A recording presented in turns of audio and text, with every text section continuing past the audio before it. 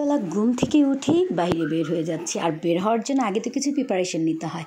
এই তো তাই ঘরে বসে আগে প্রিপারেশন নিচ্ছিলাম। আসলে বাইরে যাব হচ্ছে, ঈদ চলে গেছে, এখন ঘরে কিছু নিত্য প্রয়োজনীয় জিনিস প্রয়োজন টুকটাক, সো লিস্ট করে নিচ্ছিলাম। আমি আর আমার কাজিন মিলে লিস্ট করছিলাম ঘরে এই মুহূর্তে কী প্রয়োজন কী নাই, তো এটার জন্য। কিন্তু লিস্ট যা করেছি, বিলিভ মি, লিস্ট অনুযায়ী আমি কিছুই পাইনি। কারণ রাস্তায় যে আমি হতবাক, আমাদের এইখানের মানে বাজারের কাঁচা বাজার, মাছ বাজার, ইভেন যে মুদি দোকানের সবগুলো কোনো কিছুই খুলেনি।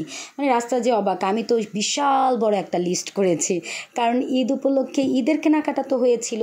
এখন নিত্য প্রয়োজনীয় যে মাছ সবজি এগুলো ফ্রিজে আছে, সংরক্ষণ আরও কিছুদিন যাবে, কিন্তু তারপরে শেষ হওয়ার আগে তো একটু কেনা লাগে, তাই না? আবার এরপরে সময় পাবো না, যেহেতু স্কুল খুলে ফেলবে, তা আগে থেকে তৈরি হওয়াটা ভালো না। স্কুল খুলে ফেলে তখন আমি আর পারবো না, তো ভাবলাম আজকেই সেরে নিই সেই কাজটা, যেহেতু কাজিনও সাথে আছে, হেল্প হবে।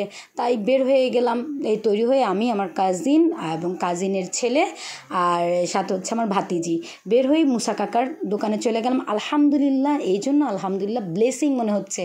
মানে আমাদের অর্থ এলাকার ভিতরে এই একটা দোকানই খোলা আছে, শুধুমাত্র মুসা কাকার দোকান। আর কাকার দোকানে যা যা সবজি ছিল ঠিক ওই সবজিগুলোই আমি নিয়ে নিলাম, আর কিছুই করার ছিল না।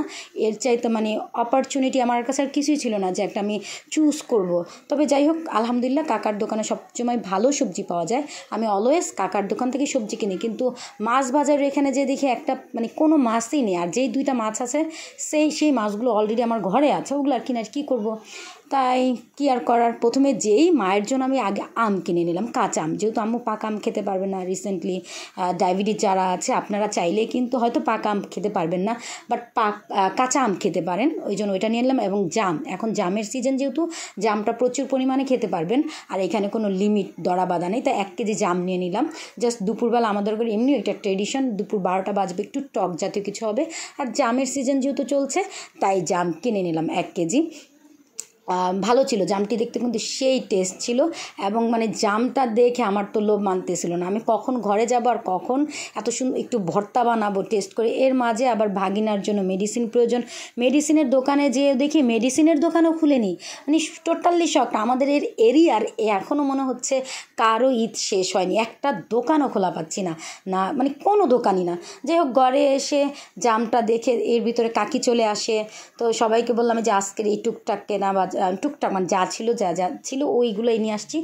দেন জাম ভর্তা বানাতে বসে যাই, একদম ঝকঝক ঝকঝক ঝকঝক করে জাদু খুল যা সিং। দেন ঢেলে দিলাম জামটা।